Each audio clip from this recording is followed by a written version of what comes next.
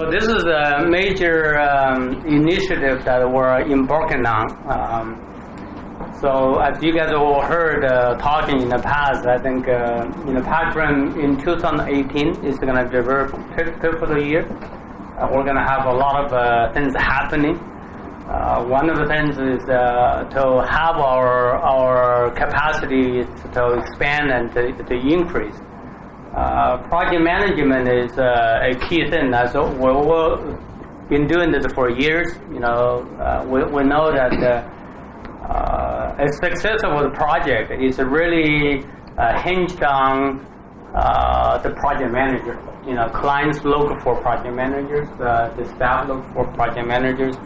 The capacity, the expertise of project manager is crucial for the organization to succeed. From our standpoint,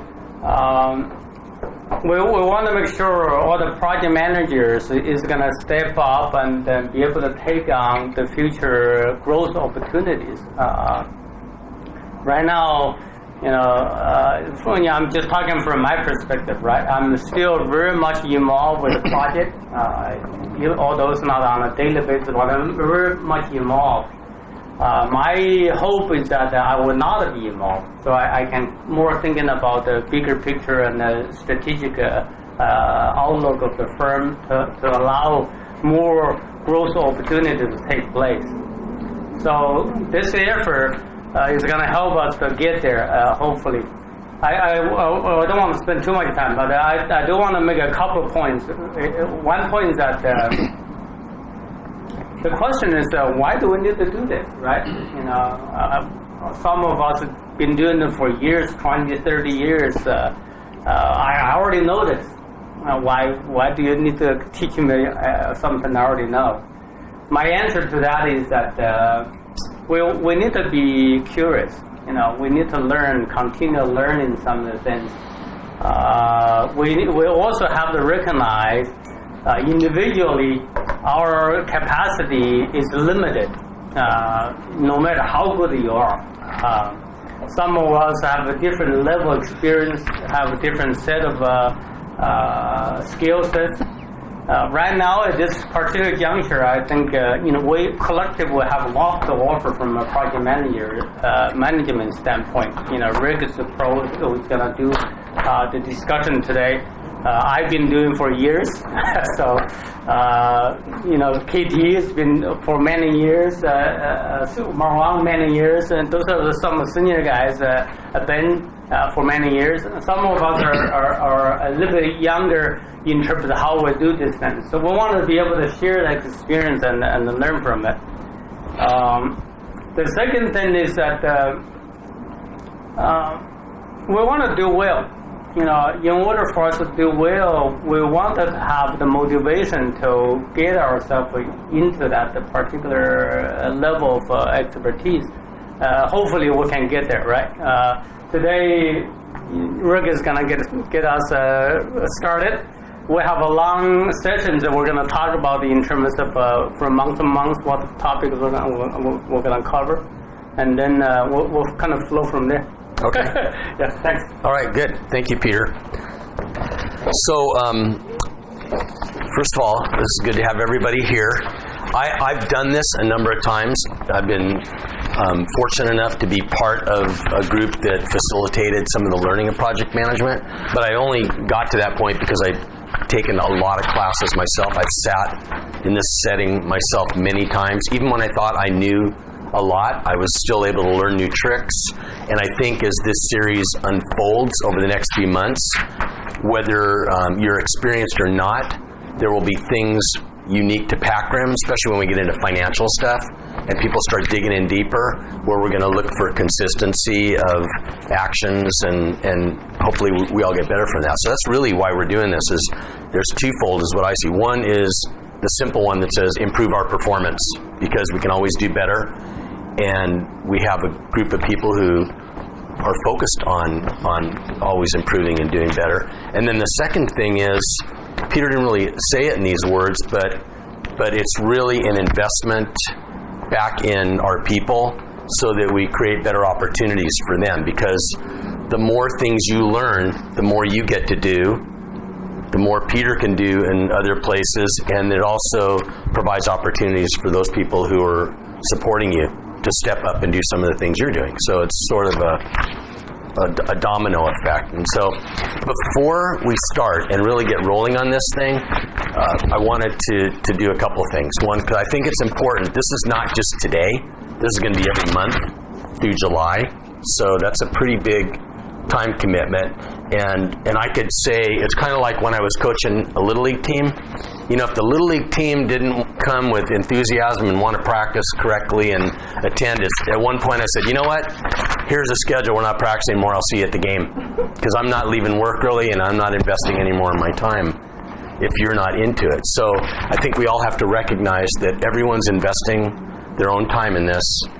And to make it worthwhile, I think it's important that we set up some ground rules for behavior and how we operate in here. So I can be the recorder, I suppose, or maybe you could, Peter, if you don't mind. Sure. But we'll get rid of that. We don't need the advertisement, right?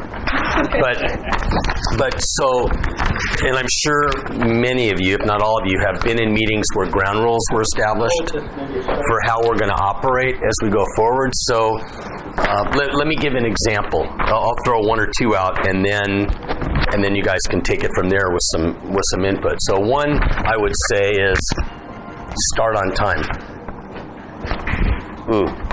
Today we didn't quite do that.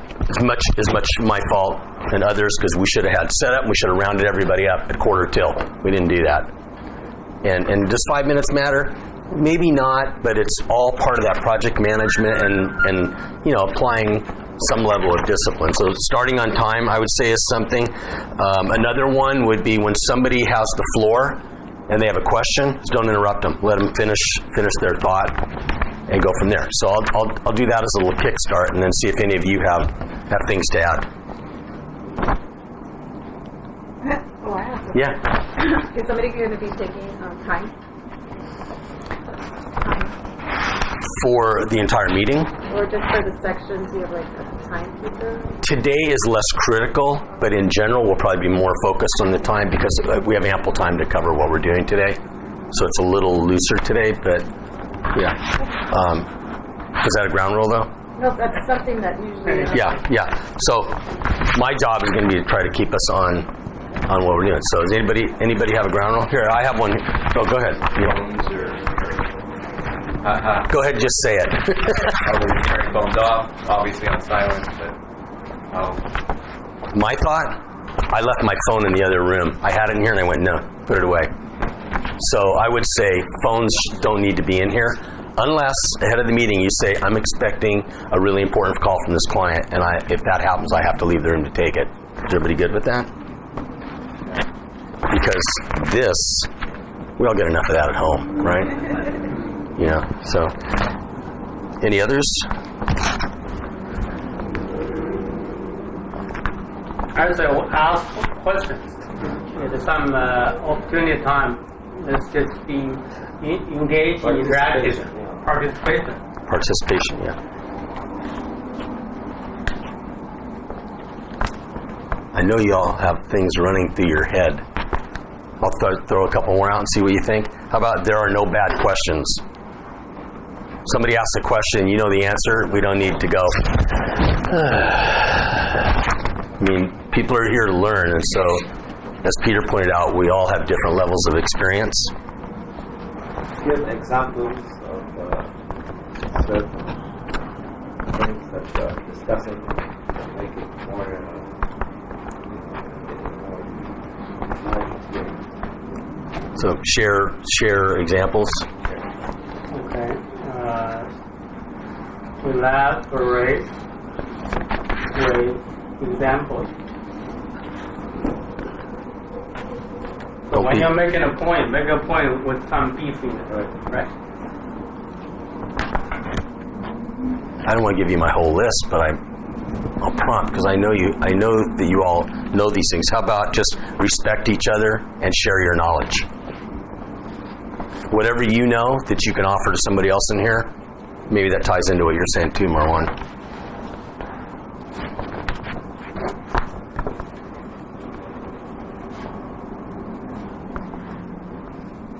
Anybody else got something there? How about it's okay to say, I don't know?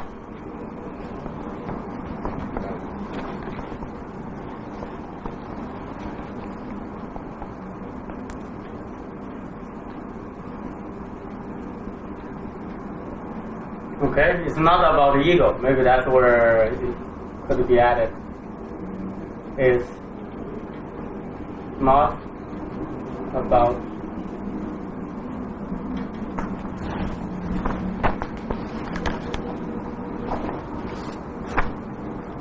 Come on, I know there's one out there. There's one. If not, I have one more, and we can move on. If that. Is it too premature to mention lessons learned at this stage, or it's later? Well, I mean, that's going to be a big part of what we're doing. So that's part of share your knowledge, maybe.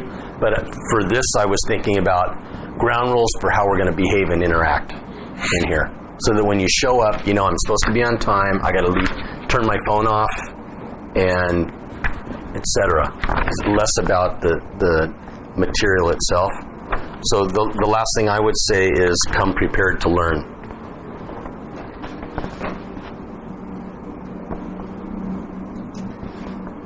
Does everybody buy into those? I mean, if we don't all agree with those, it doesn't do any good to have a nice fancy board full of writing and pretend that that's what we're going to do.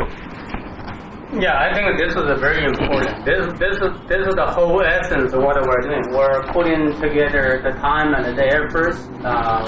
We really want to learn to improve ourselves, no matter who you are, right? We don't want to just go through this as a bureaucratic process. Yeah. that would be a really bad mindset for us.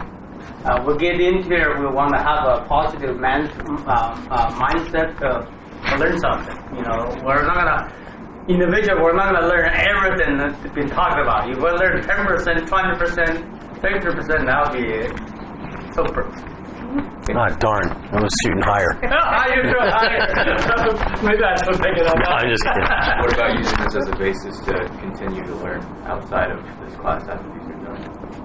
Yeah. I think that's good. I think all of us should be. If we want to be a top-notch growing firm, each individual has to, I believe, focus on becoming more excellent every day, because it's an unachievable goal in the end, but it's a journey that is always making you better and learn more and share more, develop more people, and so I think it should be a springboard to other stuff. And there's a camaraderie, and you know it's slow maybe in the first session, but after people attend a few sessions together, there's a growing camaraderie in groups like that. And so, because in the end, when we all graduate, we want to call it that, we all have something in common, that we've gone through something together, and we can share our lessons. And maybe that's another thing, is that we share lessons outside as well, because we have other people that aren't at this level of performance yet, but they will be, and we can help them get there. So number 8, can we get this before the meeting? We can actually compare topics. I'd say probably not. You'll have a syllabus that tells you right now what we're going to discuss, but not the guts of it. Just something.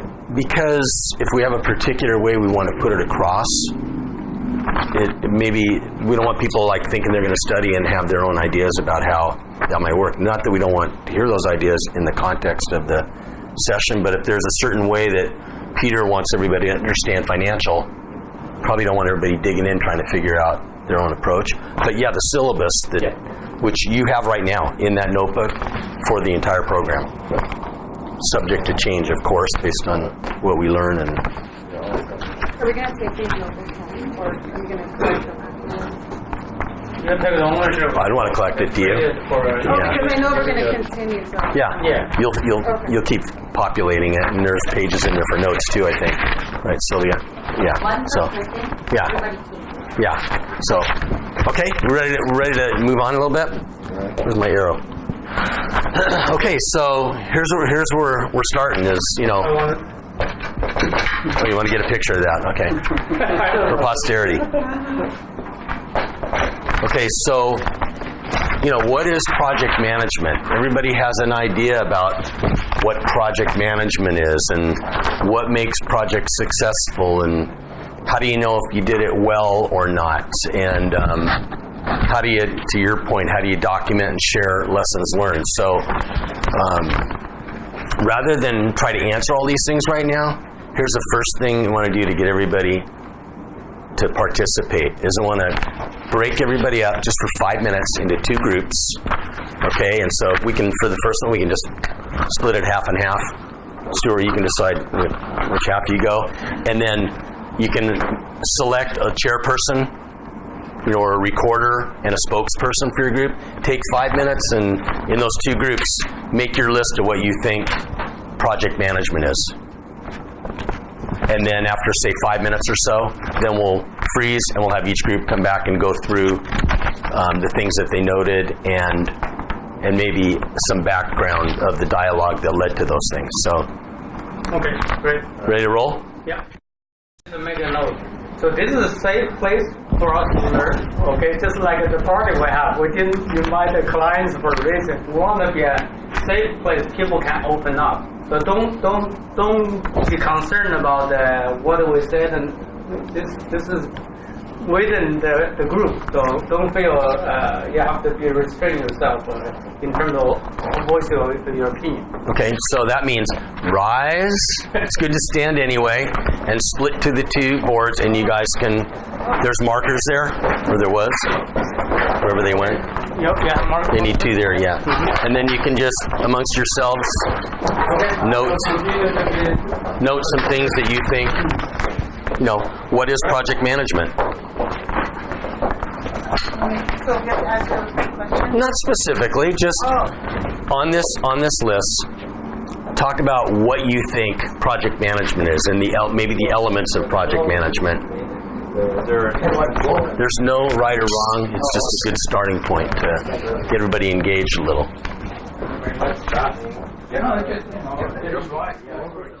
Okay, Gilbert, you want to? Yeah, so I'm just going to go over some of our bullet items.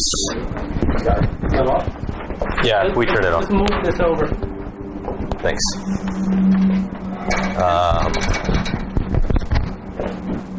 So we kind of broke it down into a lot of different sections, not in any specific order.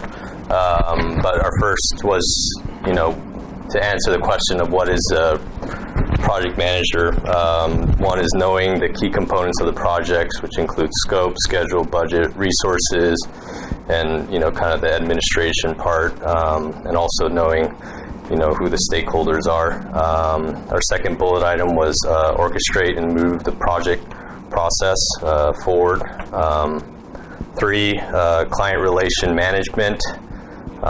So we kind of broke that up into 2 items, one being to communicate with the client, also kind of documenting that communication with the client, also client expectation, and then getting to know what their expectations are, what they're thinking in their mind.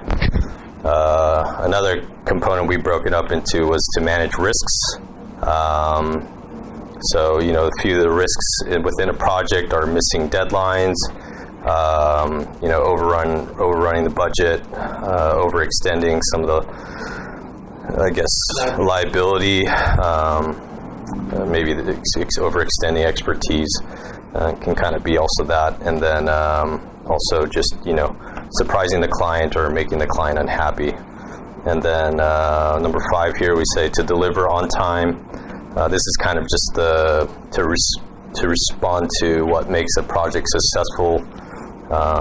It's just basically to deliver on time within budget, and then kind of highlighting with high quality. That's kind of the more important overarching theme. And then another part of the project manager is to train and grow the staff. And then also to be a leader, show the attitude of a leader through the PM process. So those are our bullet items, and I think Peter's going to add one more. So. Yeah, I just added what you said. Okay. So Thanks. don't copy ours, Trav. So I think Gilbert, the other team had kind of mentioned a lot of the stuff we have, but I'll go through it anyway. So we kind of identified, we broke project management down into 3 really categories, starting with, scope, planning, and leadership. So scope, you obviously want to manage scope. You obviously want to manage scope creep as well. You want to be able to provide the client with what they need, but you also want to make sure that you're getting paid for what you're doing. As far as like planning, you want to take the time to plan out the project, ensuring that you have the proper resources, you have the team, you identify the roles, and really a good thing that we felt was establishing a line of communication when you're talking about the planning process. It's not good all the time to have multiple people talking to the client, because then there's always that, you want to have that face with the client. And to be transparent also goes with kind of the planning. On the leadership side, you want to maintain a good attitude. You want to be able to grow, help the people under you grow, and you want to establish basically you want to be committed to the project and make sure everyone is on the same page. And then coordination as well, just that kind of goes with planning. Just always want to be well coordinated to ensure that the project maintains the schedule and the budget. So I think, and the QA/QC was one I thought of at the end, establishing a good QA/QC protocol. Okay, and I just want to know that I think what we're going to be doing here is all of the meeting, so we're going to organize the nodes, and those nodes eventually we're producing the project management manual, Pipeline manual, right? Some of those information is going to be documented and cleaned up. So those are good points that you may want to create some notes if it's not kind of noted down here. Okay. Thank you. Yeah. This is the project. We do have a whole project management manual that I give to Sylvia. So we're gonna kind of represent that system. Produce the document for ourselves. Okay, so I think that you can see there's a lot of commonality on here. Things like scope. So how good of a project manager can you be if you don't know your scope? Really know your scope. I always tell people like to prepare for something, whether it's an interview or to understand the scope and start your job, you have to be intimately familiar with it the way you would be with your kitchen at home. If I went to any one of you and I said, describe your kitchen to me, you wouldn't even have, you would just know. You would say, well, when you walk in, there's a counter over here, and there's a cabinet, and you would just know it in that detail. And that's the way you have to know your scope, which means you can't just read it once. I find that you have to read it continuously through the project, especially getting your deliverables. Again, it's so easy to look at things and go, oh, we forgot to do that. So that's probably one of the most critical items. The other thing I think over there, maybe it was here too, client expectations. So there's client expectations, and a lot of that is how they expect you to perform maybe, but then there's understanding your client's goals, and that may be different. It will be different. So your client's goal is, if it's a housing developer, it's sell houses. Okay, and you have to understand that, because all of a sudden time is of the essence. They have loans on the property. They need to sell the stuff to pay off loans, to close escrows. But when you understand your client's goals, you have the ability to relate your scope more to what their real needs are. There were other things. I saw it here. I didn't actually see the words there, but I did see it here a couple of times, and that is planning. And there's a lot of old stories about how engineers are, and I'll put planners in that too, but not as much, because planners like to plan, and sometimes there's an execution issue because we're still planning. And engineers, on the other hand, get a new project and they just want to start engineering. And so you give me that project, I want to lay the profile out on that road and I want to start working, okay? And they got to back up and do a little planning. So there's a blend there that says the time spent planning your project and understanding the steps and the sequence, and that's different than just putting a schedule together that says, oh, I'm going to finish by here. It's how the things interrelate and how you get to the finish line. I always liken it to if we all jumped in our car right now and said, let's race to New Hampshire, and I picked a city, some of us would jump in the car right now and start driving.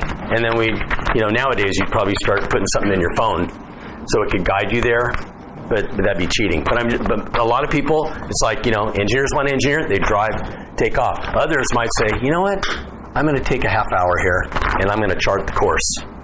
And in the end, we would all get there. Some might make some U-turns, and what we want to do is try to avoid U-turns, and good planning helps us get to the finish line a lot better. So that's one. The other thing, I don't know that I saw it specifically anywhere, but monitor. Did that come up anywhere here? Monitor, like check your progress along the way. So if you have something that's due at a certain point, are we checking the milestones to make sure we're not going to be in the panic zone at the end? Or at least to minimize that, because there's always the juggling aspect. We cover it under the so-called managing schedule. Yeah, but that's schedule. So, are we monitoring? Are we hitting all the scope items? Are we monitoring our financial performance? So to me, it's a broader. That's definitely a critical part of it. But there's a lot to. It doesn't do any good to set goals if we're not going to check them. So I think that's a really important thing. Marwan said it earlier in different words about lessons learned, but I like to view it as, let's not make the same mistake twice. Sometimes that could happen if it's disguised somehow, but for the most part, most of us, when we make a mistake on the next job, that's probably the most important thing to us. So because we don't want to have that happen again. Communication was good. I think I heard stuff about staffing. Want to get the right people on the job. One thing I didn't see specifically, but I think this is maybe a mindset in business that's important, that it's okay to make money. You can't think of making money as a bad thing. So that means if your client's asking too much of you, you have to figure where the balance is to get a change order or give them a little carrot. But it's okay to make money. Making money is what allows companies to do things like we're doing now. It allows companies to have the individuals to have a quality of life. It allows you to have celebrations. And so it's not a bad thing to make money. We don't want to abuse or gouge our clients, but we want to get paid fairly for the value we're giving them. And that doesn't just mean hours. That means, because sometimes there's something I can do in an hour, or any of you could, that client couldn't do it in 50 hours. And so there's a value to what we're giving them. Can I add one little shade to that? It's okay to make money. Also, you could take one step further, is let's say at the level of aggressiveness in terms of making money, right? That differentiates a good business versus a mediocre business. We want to be a good business. Always, like you said, that there's a limit, ethical limit of what we have to be concerned about. We want to be ethical. We want to be gouging the client, but we want to operate as the best ability as we can to produce a good business. Sometimes we tend to have a sense maybe we ask for too much. What is too much? That's where the line is really hard to determine. That's where the line between mediocre to good, right? And in that kind of thinking, we need to think about how do we operate so that the business is a good business, not just a mediocre. Yep, good. I have just a couple other things. One that I have here is, and I think this may be, because we get this in feedback and evaluations, one thing that will really separate good project management and good firms from others is anticipating. And so it's not just that we have a nice plan, we can read the client and say he's never. This happens all the time. They're never going to follow through and get me the material they promised me by Tuesday. So we got to anticipate that. We got to call them on Friday and say, hey, are you still on track to get that on Tuesday? Because we want to make sure we're delivering the goods. So it's anticipating people are going to drop the ball, or it's anticipating that little in between thing like, oh man, I forgot you got to get the water district to sign off before you can do that. And it's just that thinking ahead and thinking for the client, because they're not always good at that. That's why they hire people like us. So May I? Yeah. I think this is such a nice, beautiful point. We kind of mentioned a little bit, get into client's head, just like that notion.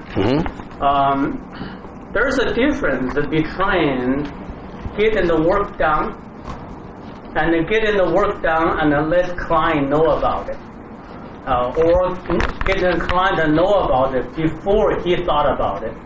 And that really distinguishes a good project manager versus an excellent project manager. If you are be able to anticipate what the client is anxious about at a given time, you really elevate yourself to be excellent project manager. Yep, exactly. So just a couple of quick examples. One is about that making money thing. There's a gentleman that worked for me for many years. He is a top-notch, superb planner. The guy can get the most difficult projects approved and maintain good agency relations. He can go to the Coastal Commission and do that. But in doing so, the agencies are throwing a lot of requirements on his client, and his client is going, oh man, they want me to pay for that, they want me to do that, and so he now has to do even more work to help navigate that and negotiate out of that for his client. So I say to him, hey, you're going way over budget on this thing, and he goes, oh man, I feel so bad for these guys. The county's just hitting them at every turn. I feel terrible for them. And I go, okay, well, really? I feel terrible for you. He's like, what? And I said, because you're devaluing yourself. Every day that you do that, you are saying you're not worth that much. And they have those problems, and you're the savior. You should be adding value to that, and they will recognize it. So there's that behavior. You have to, don't devalue your contributions. The things we give to people are worth a lot. And then the other thing, because I see the word leadership pop up here all the time, and maybe just a quick word about management and leadership. They're not the same thing. Can you be a good project manager and just be an okay leader? Say that again. Yes. Can you be a good project manager and just an okay leader? Yeah, I think so. I've had people work for me that they are a phenomenal lieutenant. They wouldn't have the ideas, but if you give them the program, they are all over it, and they are getting every single thing done. The best example I always heard about leadership is the Titanic. So now the Titanic is, things aren't going so well, right? The manager has a function he performs every day, and he's like, okay, he's making calls, make sure the chaise lounges are set up by 9 o'clock, and that the band's out playing, and that the food service is open. Okay? The leader is going, oh, we hit an iceberg, okay, and how are we going to arrange to get saved here? And so there's a big difference. One of them is looking out in the distance, varying from his routine of what he executes every day.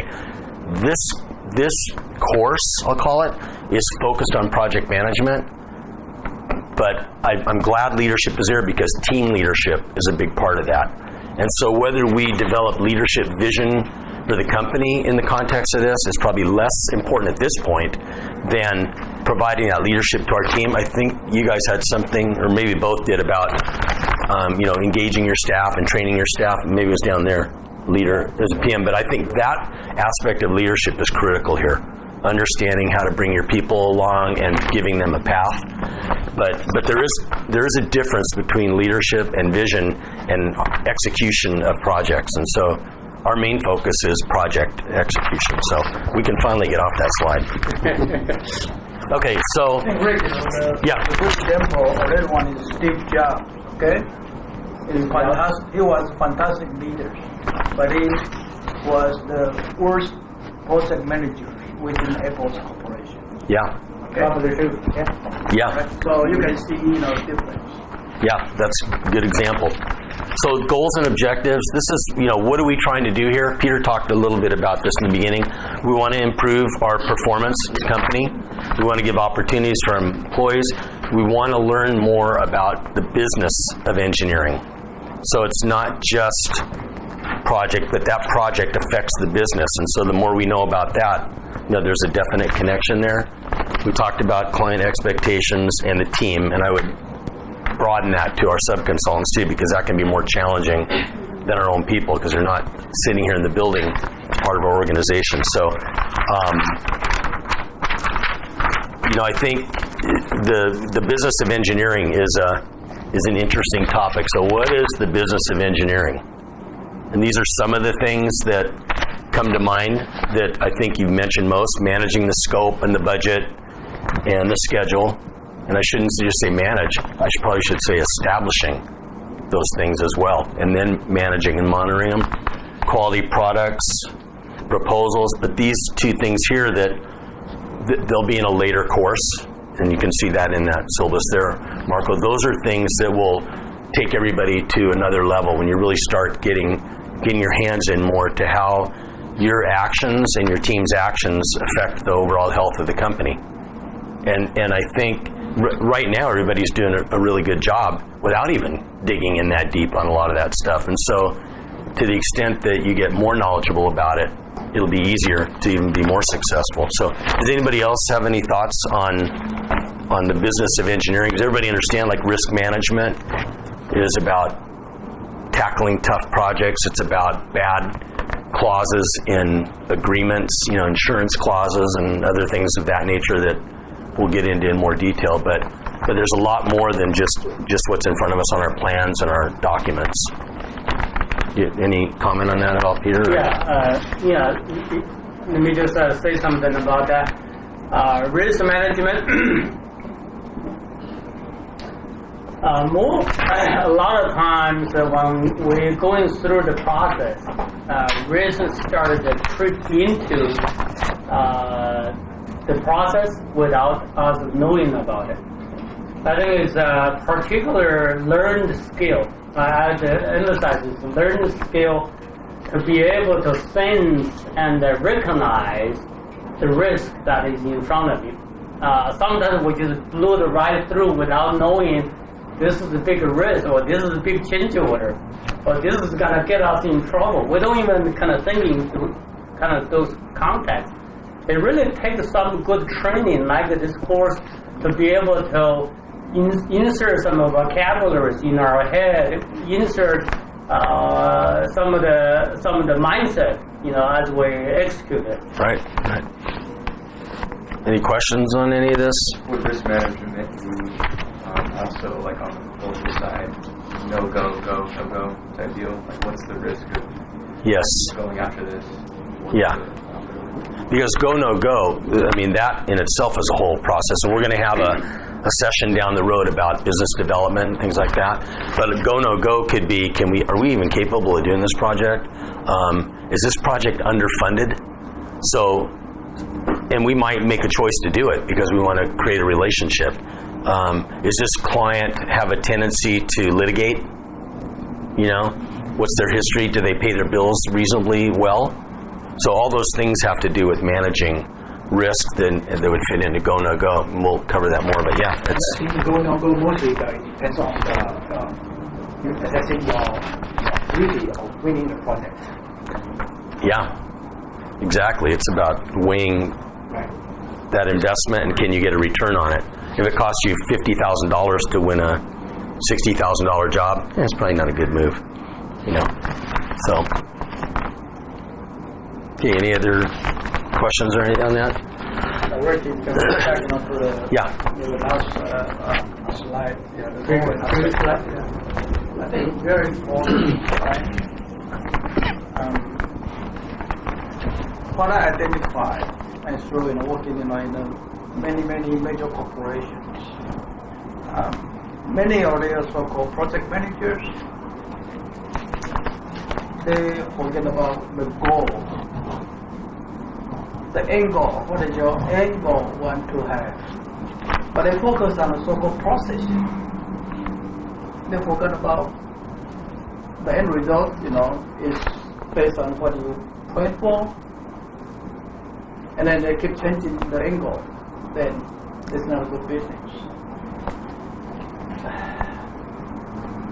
Those project managers, why they become like that? Because they don't have a technical competence.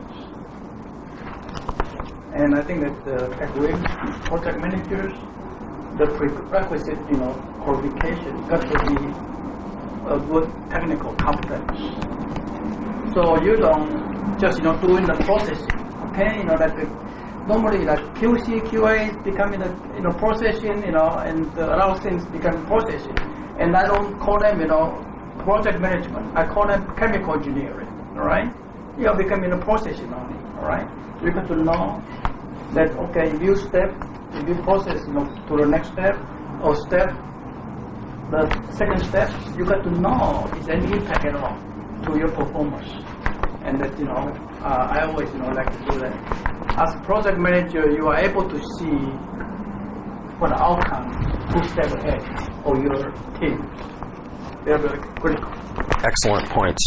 It was just as you were talking that it was reminding me back when my first job in the private sector.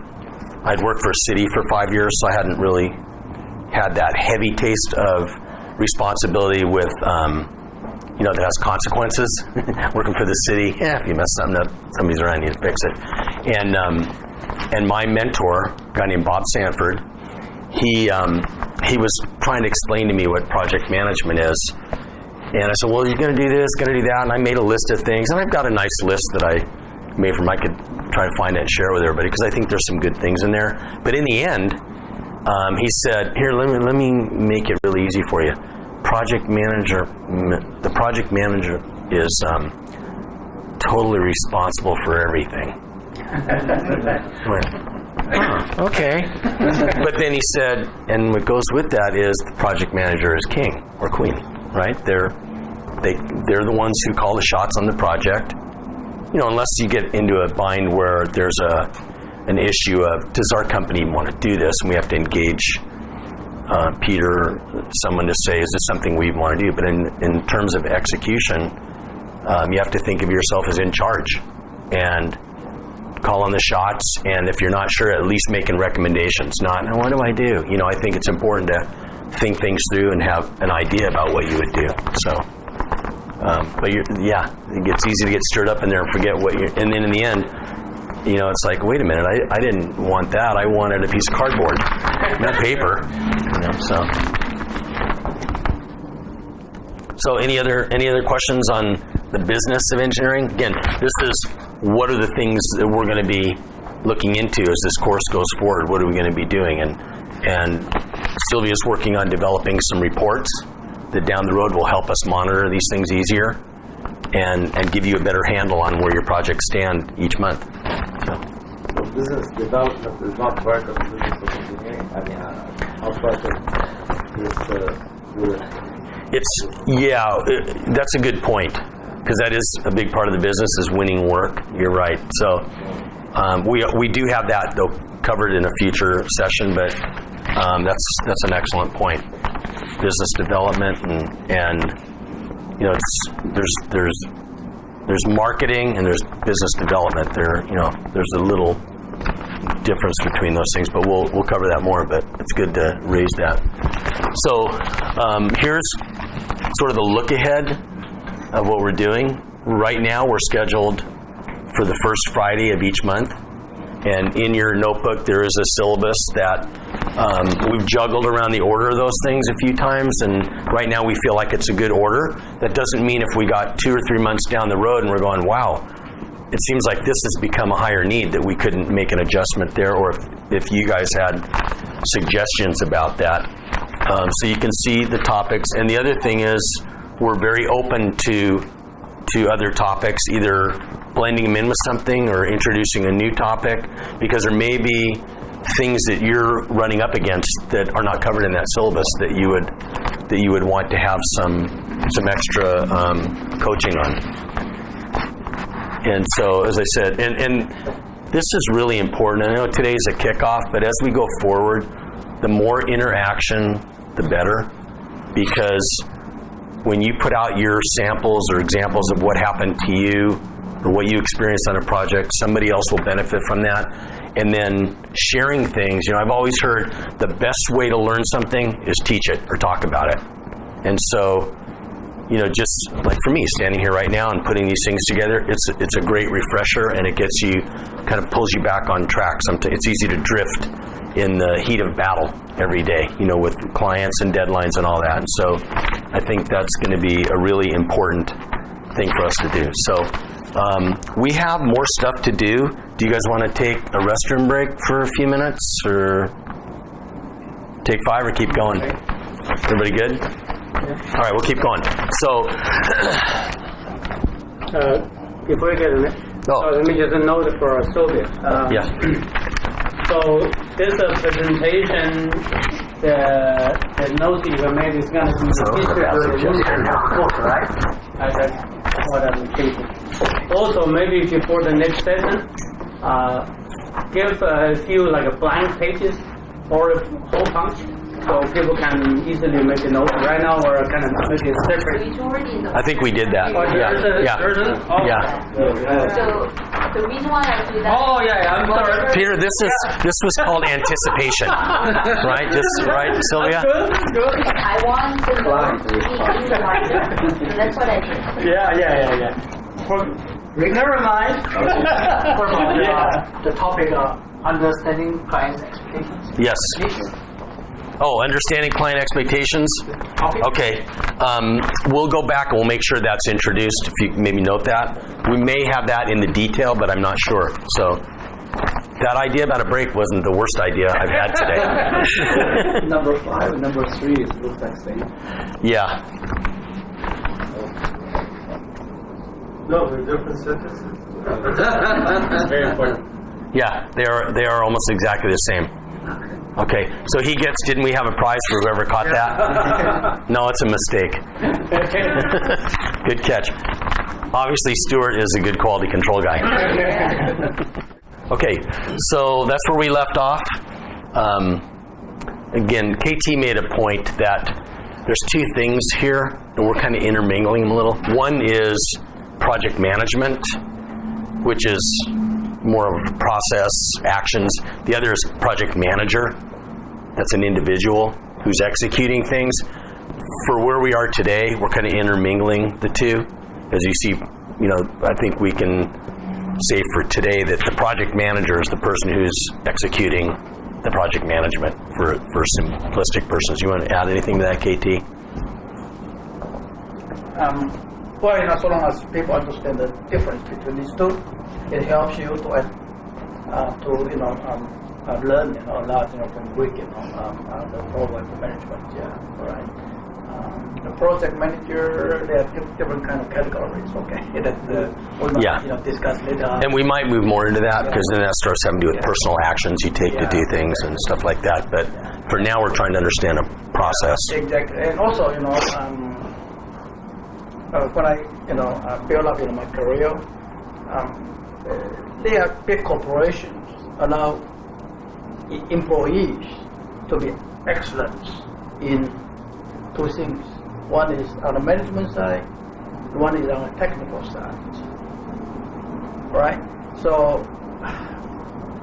I think that we got to avoid, give employee impression that the only way to advance is to become a project manager. But in the past, chief engineer in a big corporation is even more important than project manager. Yeah. Because chief engineer deliver the end products that to save companies liability and also efficiency, as well as profits, and avoid risk. All right. So we forgot about this very, very important part of our engineering, technical excellence. And I always ask people, what's the meaning of engineering? And I think you heard, I repeat, this question many times. And the simple answer is to simplify complexity. Okay? Yeah, that's a really good point. I've heard it described as two paths in a company. So one is the project management path, which initially is dealing with the client, doing all these things. The other is like a guru path.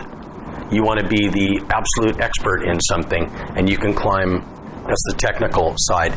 And then what you'll find is that even the technical expert guru who climbs, clients start to follow him, and he gets involved somewhat in project management because those people want to have the guru run their job. And so the tools are valuable for everyone, even though that person's focus may be more the technical expertise in a certain area rather than trying to orchestrate a lot of different things that that person may not be the biggest expert in. Probably is not the biggest expert. Is that kind of what you're saying? Yeah. So we're going to move on, if everybody is good. Rick? Yeah. I understand that about this one. Both this vertical of the management side and the technical side, like Katie said, in big corporation, this is common, which I agree. I also this because I work for in a big corporation, but in a company like Packard, I think most of the time we need to combine it together. Or a technical project manager as the model. Yeah, I think that's true. You know, unless we were to be successful and win a couple of big programs where we need to have 3 project managers execute a program, maybe we do need a less technical person to keep track of all the buttons and be a buffer to the client more and more. But you're right, we're not there, and maybe you grow and evolve to those things. And part of the good part of the experience of working for a company like Packard is you have a hand in the things that are going on. You know, that, I mean, it's fun when you're at that stage because you see the results of your project while you're still managing it, more so than in a big company where you lose track of some of that and others are doing it. So I think that's an attraction for people who want to feel the satisfaction of creating things and seeing them built. So, okay, so with that, we'll go on here. Talk about obstacles to good project management. And no feedback yet because I'm going to ask you to break up into 2 groups again, but not the same groups. You got to mix and match. But we want to talk about, you know, there are things that happen in the workplace that make it difficult to manage projects well for you to do those jobs, whether it's missing certain tools or staff issues, or I mean, there's a whole bunch of things that could happen. And so what we want to know is what current issues are you all seeing day to day? What kind of obstacles are you running into that make it difficult to do the best job you can do? And then, you know, at the end of that is some initial thoughts about, okay, how could the company better support you or give you better tools to be able to tackle those issues? So, can I kind of comment on that a little bit? The first comment is that Packard as a company, I think we're doing an excellent job in project management. Our reputation is out there, and the industry is responding to us as one of the firms they can count on to deliver projects. So that's the good foundation we have at this point. However, we are recognizing there's improvement that we have. There's issues that we should address, you know, through this growing process, right?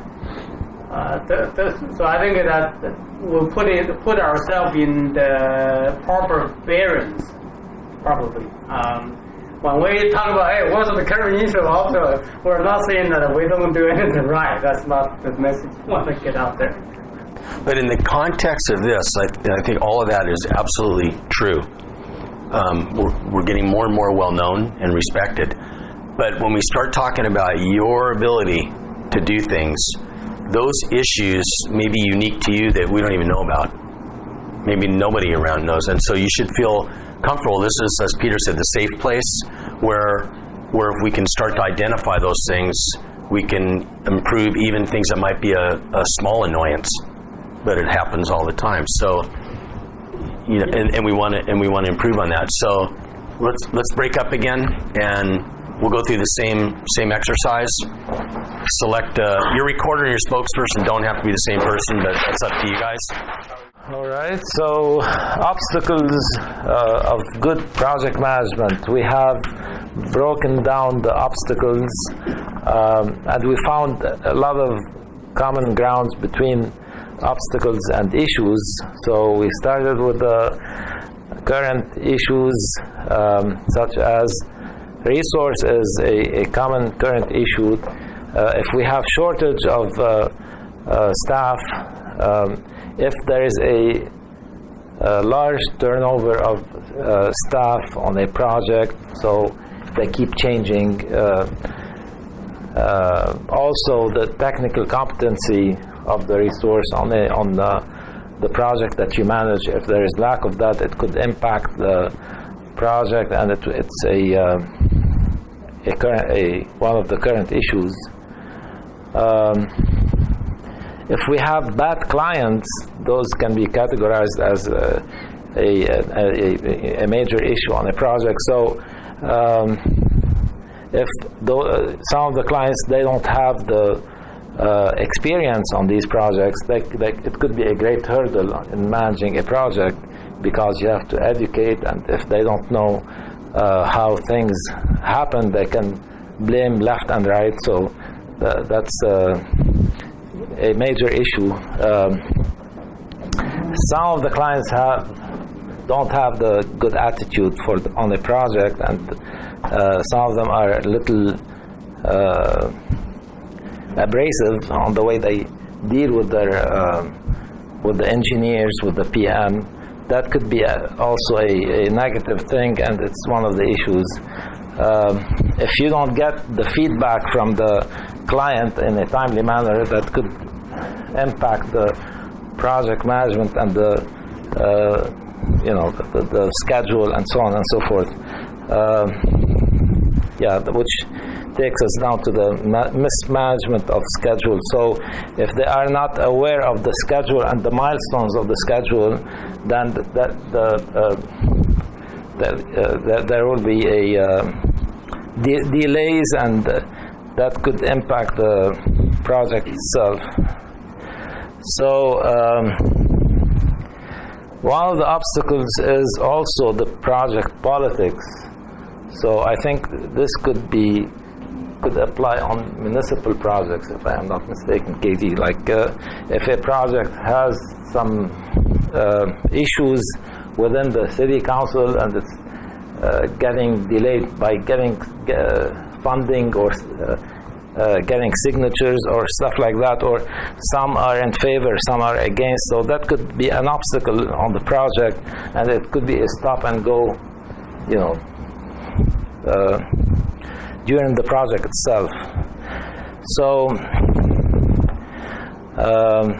how can management support? So PMs, oftentimes they run into situations where they really need help, they really need some answers, and in order to continue the project and not to delay it, or so in that case you really need the support of upper management, managers above you, and you expect from them to take action in a timely manner. So timely action is a good thing that to have or to be a management support item.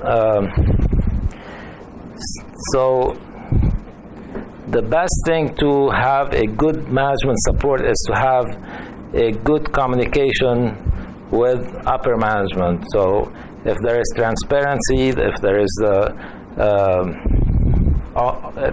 some transparency level of where you stand on the project, and you have the history and all of that, and you can communicate it well with the managers above you. They can give you the support that you need.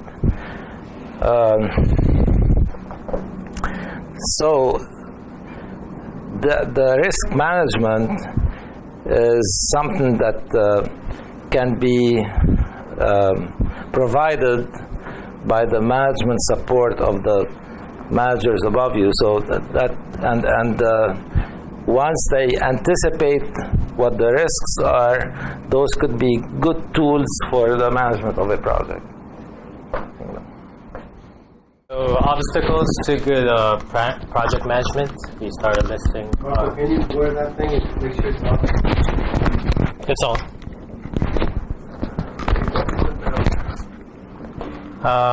We started with staffing issues.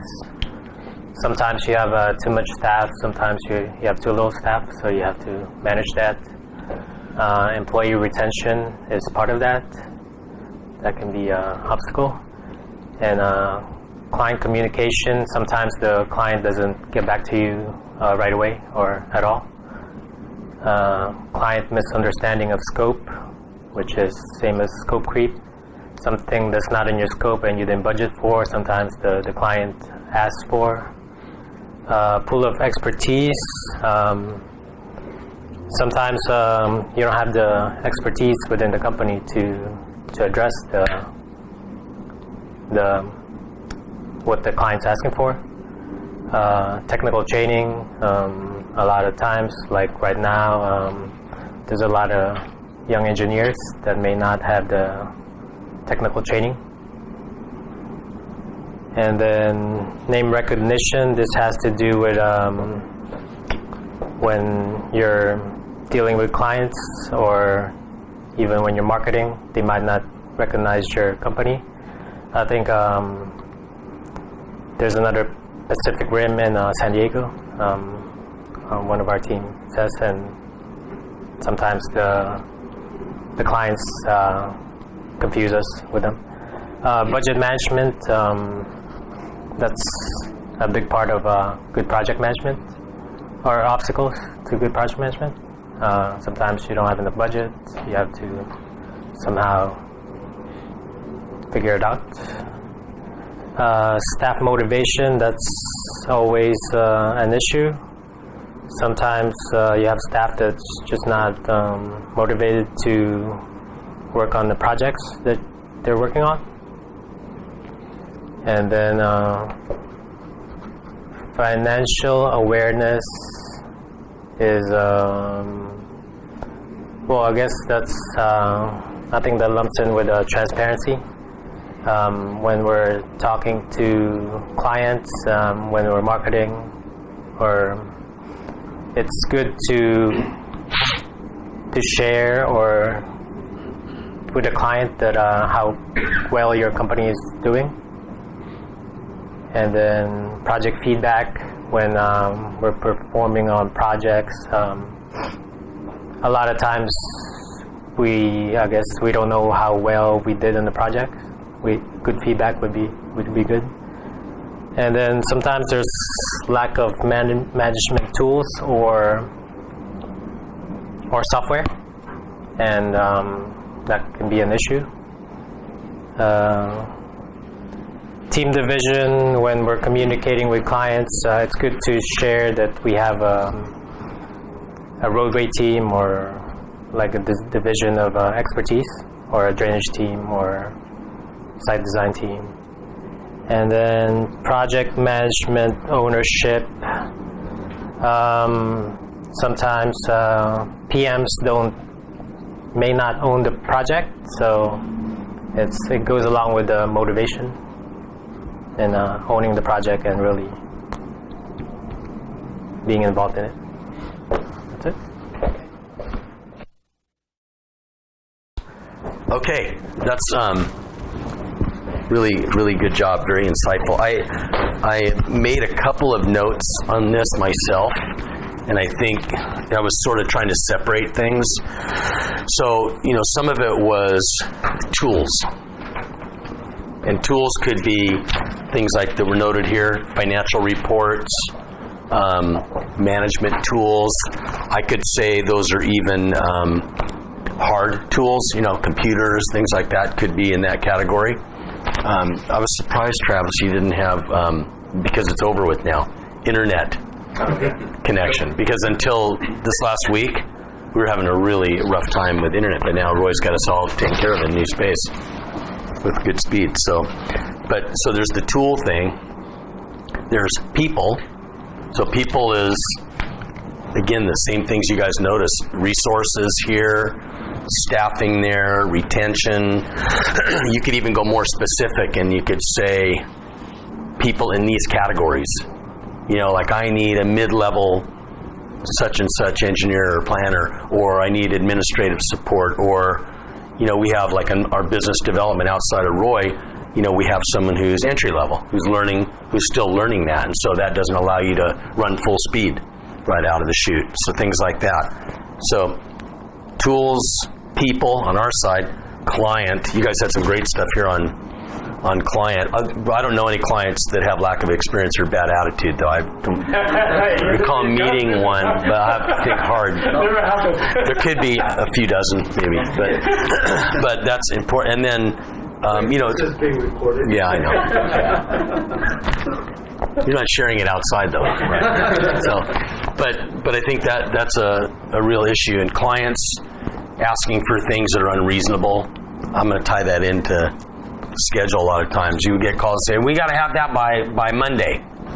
It's like, it's Friday at 4 o'clock, and what you're asking is 3 days of research. Things like they just don't understand. They think you just push a button. So those are challenges. Can I have a comment on that one? Yeah. That to me today, when getting there, I kind of jump a little bit. That client, in the business school, they talk about the unmet needs, right? They talk about entrepreneurship grew out of solving problems. I think in today's context, be able to manage the bad clients really so giving us opportunity to shine. That's where, again, it goes back to mediocre consultant versus excellent consultant. An excellent consultant sees those as a potential to excel. Excellent point. Because I think each one of us, there's always some clients that are unreasonable because they've got pressure on them. It's our job to say, hey, I think I could win that person over. And if we can do that, we can really become invaluable to them. And then we want them to recognize that value and take care of us fairly. So I'm glad you pointed that out, Peter. Some of the other things, timely action that I saw in here, I think that's really important. And there were some similar things here. One thing that I would say when we talk about like name recognition, that is maybe an issue in any place. I don't know that it's an obstacle to project management, but it's something that we got to pay attention to. Certainly that's going to come up in business development, so I'd not want to lose that thought. But it may not, there's not a project management tool that we can provide that's going to make that go away. We just have to continue the efforts of getting our name out there. But so when it comes to what can the company do? Well, training. I saw training up there. Tools that create more transparency that we'll get into more, but I think Sylvia's working on developing some of those. And then the one thing here was response, or timely response. And I would say that's a legitimate issue always, but I might turn it around a little bit and say, not only how can management support you in that, but how can you help provoke that action. So it might be that you say, whether it's Peter or somebody, hey Peter, I'd like to carve out 30 minutes. Can I send you an appointment tomorrow to go over this? Or can I do, so that's that proactive behavior on the project manager side that says, I'm going to find a way to get my job done, whether he wants to respond or not, because I'm going to get him pinned down and we're going to talk about it. And I know as much as people would come ask me that, I'm going, I'm busy, but then I go, you know what, we got to do this. Yes, let's do it. And then when you sit down, it works. So I would say that it's a two-way street here. We're all part of the solution on these issues, not just I have a problem, go solve it. You know, we're all problem solvers. That's what our training is, and so, and I know we're all capable of that. So, if it was me, I don't want you to feel like you're offending me by trying to pin me down to a time. I totally respect that, and I'd be more than willing to do that 2 weeks from Friday. No, I'm just kidding. We could do that. We could do that as soon as possible. So, anybody else have more to add on that?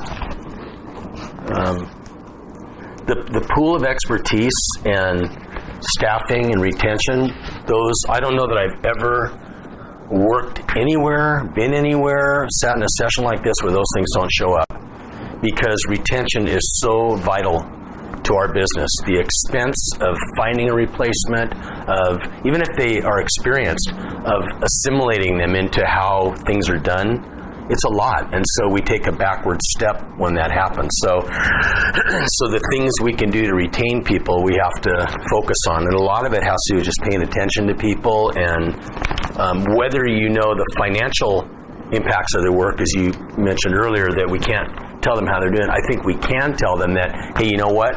This project was successful because of your efforts on this. People like to hear that, even if they don't know the dollar value of it at that moment. So anytime you have an opportunity to do that, it's a good thing. We've talked as we go forward in this course about maybe putting a book or two out there for everybody to read. They won't be thicker than that. But there's a book like The 1 Minute Manager. Have any of you read that book before? And it's a very simple book. And it's a famous book. And you can probably read it in an hour and a half.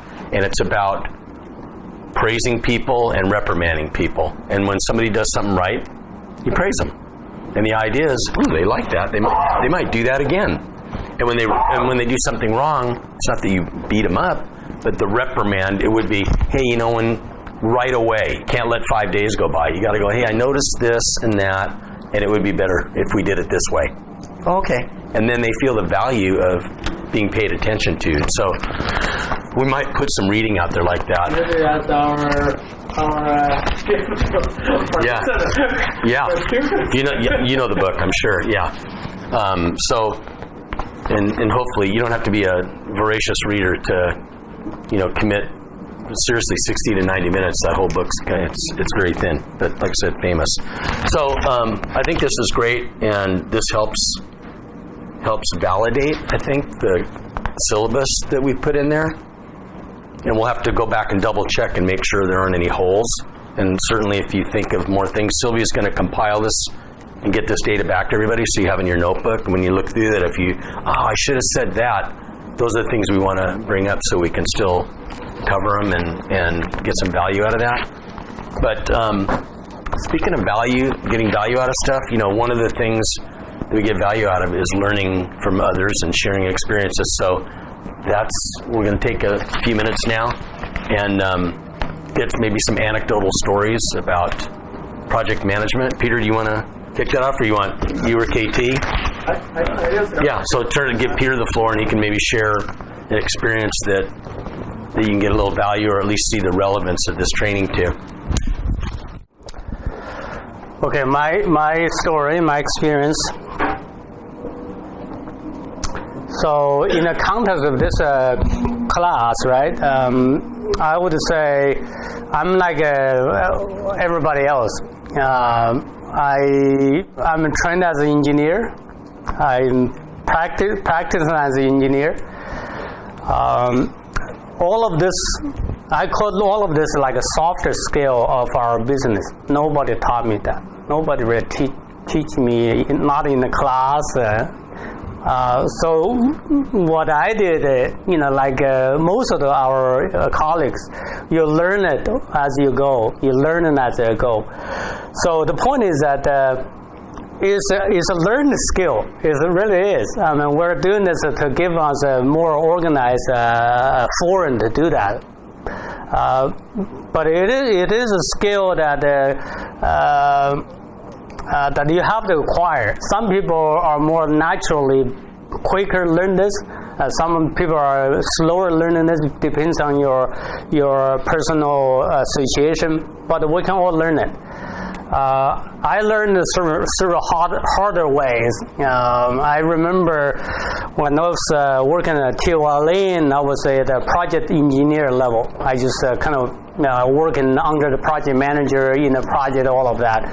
I went on to Parsons. At the Parsons, I was given the opportunity to manage a project, a couple of larger bridge projects where a few other engineers kind of work under me. That was a really dramatic experience for me, because I've never had that. Nobody told me how to do this. I just boom threw myself into the project. You swim with it. So I had to really watch how people are doing it. You ask a lot of questions and try to do whatever I can to get there. And from Parsons, later on, a few more other places, I went to obviously Willdan, right? At the Willdan, there's another jump over my experience personally. I was given the responsibility for managing the group. The structured division was handed to me. Hey, Peter, you got to do this. I got to promote it to the division manager position. Now all of a sudden, not only managing one project, I need to quickly figure out how do I do this job. I mean, nobody told me how to do this job. This is all related to things like that. So, I had a really a push behind my back. I got to learn, so I started watching. I said a lot of times among ourselves, go learn from the pro.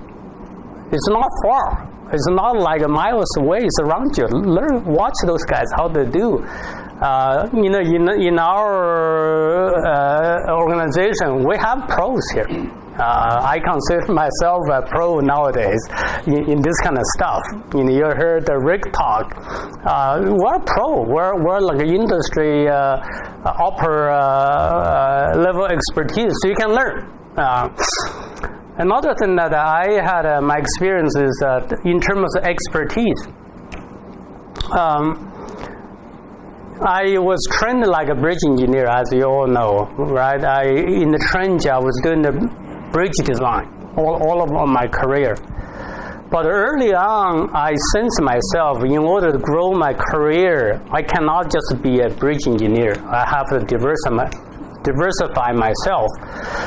So as we move forward at the TOLN days, at the Parsons days, at the Willdan days, I started showing interest in other things. What other people are doing within the team that I was involved. The guys talking about hydraulic. What is hydraulic about?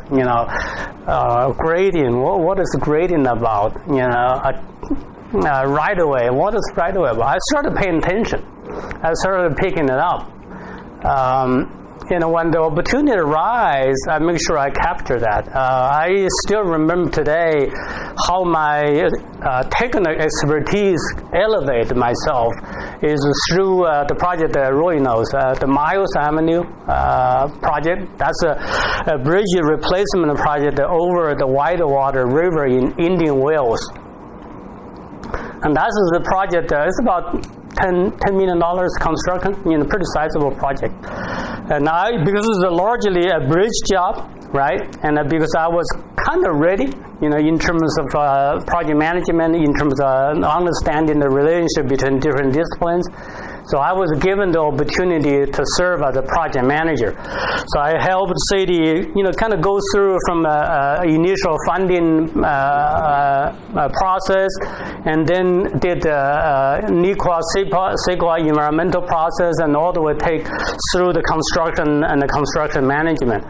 And that was a very good training for me personally, be able to function like what I'm doing today, basically. That sets the foundation for me to be able to see a bigger picture of our industry, and be able to follow the conversation, to the extent that I'm functioning.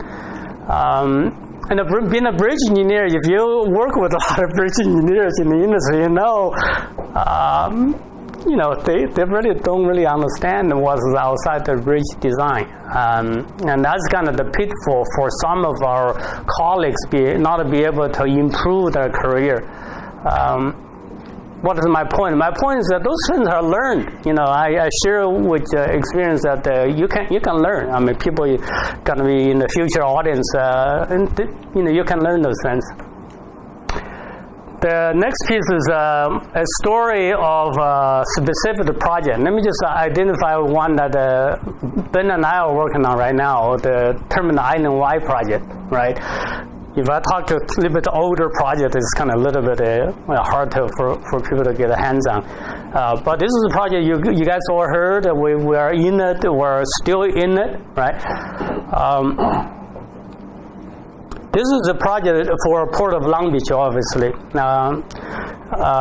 We teamed with Parsons to go off the work. Parsons was the one taking on the track design. It's basically a track realignment project where we're moving the track to one particular alignment. We're adding a second track to improve the rail operation in the Port of Long Beach. Parsons serves as a key consultant to us because they had a very strong relationship with the port. They reached out to us to team together because we have growing some reputation in the port, and we were successful on that particular exercise. Was successful. We captured that opportunity to go after and be able to win this project, and given us the ability to grow the market as well. So that from marketing side, that works pretty well in that front. Specifically into the project, as we execute the project, Parsons was having some issues to deliver their part of the scope, their part of the project, because staff retentions and turnover. They have lost some of the key people in the organization. Eventually, they lost the key leader of the project. So from my standpoint, as a project manager, what I do, I have two choices. I can let the project take its course, see what happens. Or I will anticipate what the client needs are to address that proactively. I worked with Ben and decided to take the latter action, is to be able to address that issue before it comes hitting in our face. To address that. So what we did is we went into the port to the client. We kind of briefed them before this became all official. We told the port, this is coming up, and this is going to be a problem. This is going to be an issue. We wanted to devise a plan, a contingent plan, in case it does happen. This contingent plan is devised based on your interest. Obviously, your interest reflects on Packman's interest as well. But we devised a plan really to serve the port's interest. What is the best thing for the port as a point of view. And they were really appreciative of that. That's the first time any consultant has ever come to them and to be able to speak to them in those kind of contexts. We kind of brief them. This is the set of plans. We have idea how to resolve that by perhaps introducing a replacement, perhaps reshuffle the scope around somewhat, perhaps to make up some time, perhaps different things. We give them a couple of names of replacement for them to provide some of the input. We were thinking about this consultant, that consultant potentially be able to step in to relieve Parsons if that comes to it. And all of that kind of pans out the way that we were presenting to them. Eventually, we invited Jacobs to come in, to step in, to take on a big portion of the track design. We still managed to retain Parsons, actually, to take on a portion of the project, so that from our side, we're not here to break the relationship. We're professionals. We hold a high standard for ourselves. We still have a long-term relationship with the Parsons and all of that. So we were able to manage 2 or 3 different conflict interests in this process. We manage what is best for the client, what is best for Pac-Rim, what is best for Parsons as well. And in the same time, we introduced Jacob. We'll be able to cement the relationship with Jacob, for the long term. So we were able to get a win-win-win situation going. Right now, we're right in the middle of it, right, Ben? It's up to us how to manage this for the rest of the process.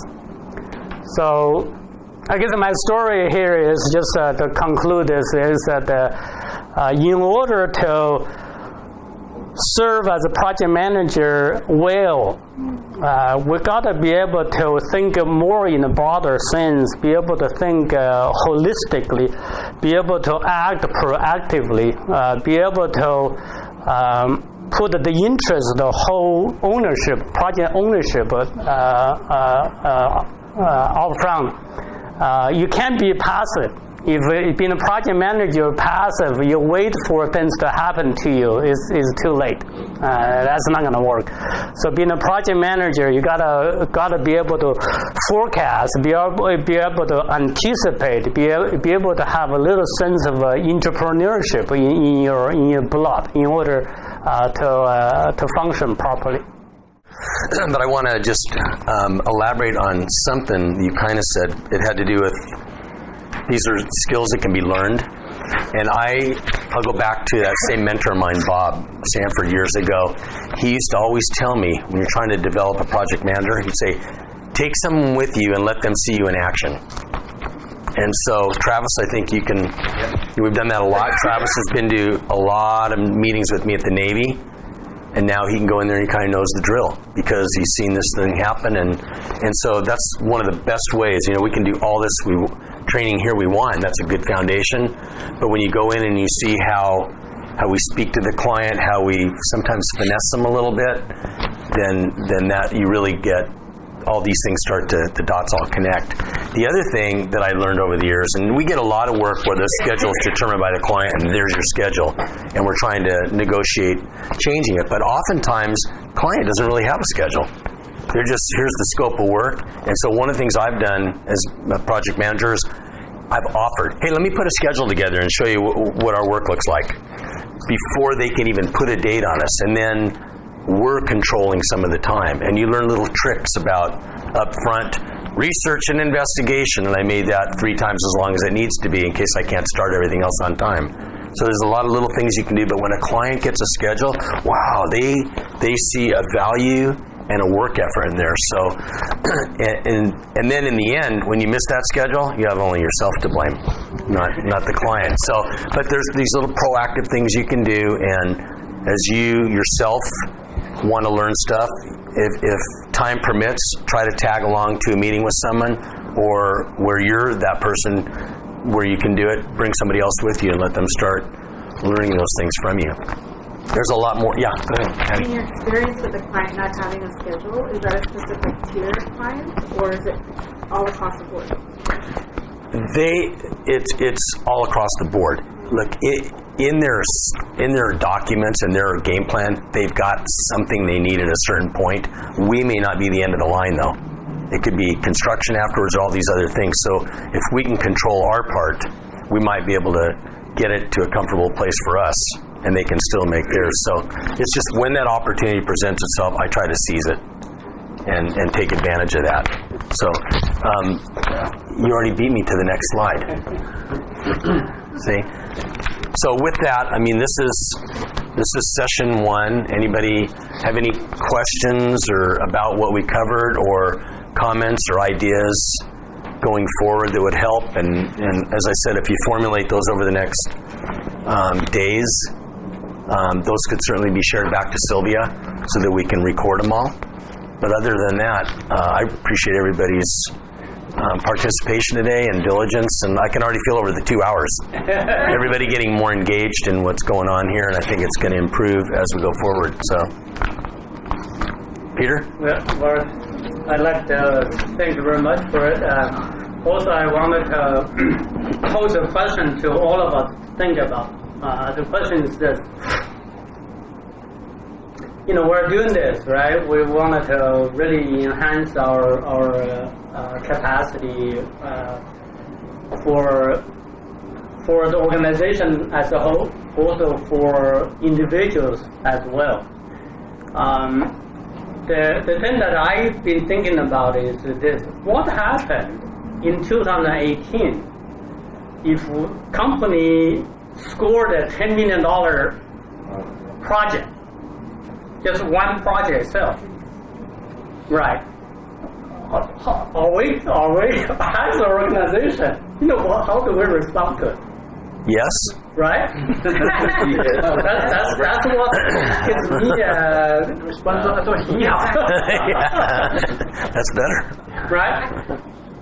I have a slight answer to that. Do you want me to say it now or just? Yeah, go ahead. I mean, I think identifying what the issues and the obstacles are, I think we should now go, okay, how can we solve those things?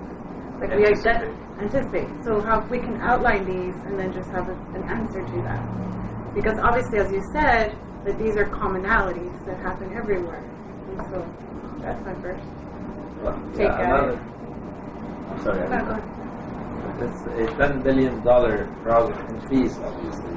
But if you break it down over a relaxed schedule, that $10 billion will be spread over 2-3 years, which means that you are dealing with an annual budget of $3 to $4 million. And if you break it down into so many activities, then you may be able to optimize the staffing that you have and make, I'm not saying that these are the only solutions, but that's one approach.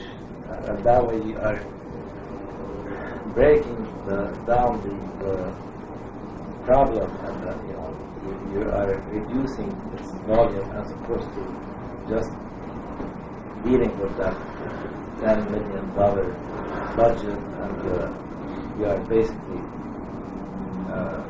reducing that or mitigating that. Yeah. That's one approach. When you have a company that's pursuing projects like that, it would probably be helpful to all if we had a simple list of just active pursuits.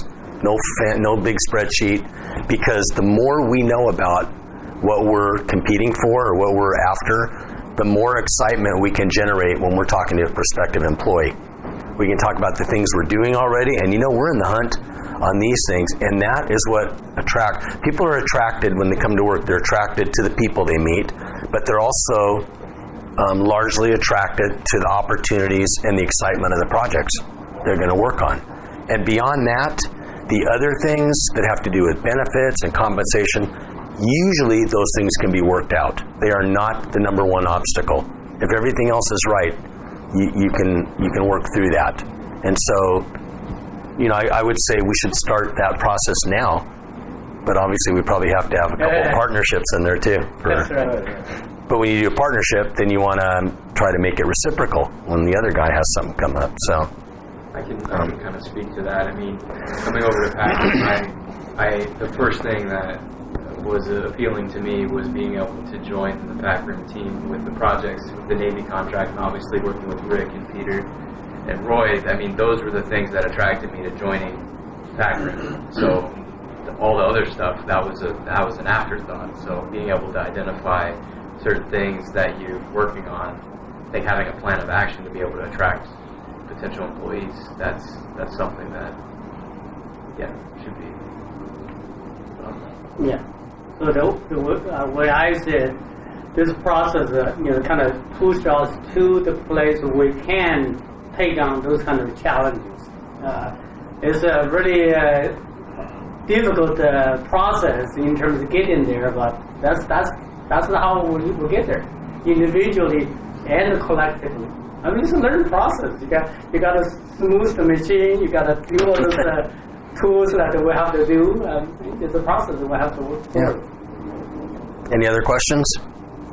Go ahead. Comment and also piggyback with what you're saying, Travis. I shared this on Monday, and in regards to maybe having like an internal email that Sun creates, and it shares on a monthly basis, and it shares on all the projects that we had won for that month. or quarterly, whatever.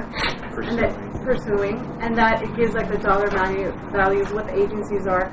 So then exactly the same thing. I was also alert, and I loved it that that our team has all these clients that are just amazing. So I mean, I think that type of internal communication on an ongoing basis, and also in regards to when we're in front of the client, we're also able to repeat that. And then the other thing in that email, I think we should also have all our certificates. So it's a nice, short, little sweet one. And the first one will take a bit of time, but then after that, it'll be easy for the monthly one. Good. I think that's my suggestion. Kind of helps with Retention. elevator speech. Yeah. If you're ever wanting. Any other questions? So if that's the case, I'm going to go to the last bullet on my guide sheet. It says, then it's lunchtime. Okay, thanks.